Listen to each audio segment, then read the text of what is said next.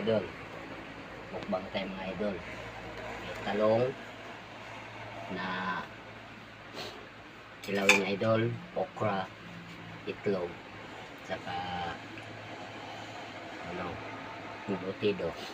Kaya idol, frame na tayo.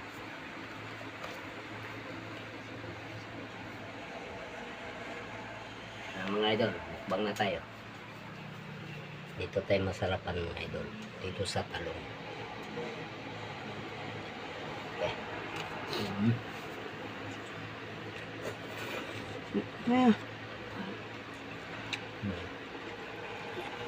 Tama pala sila mga idol. Namumulan sila.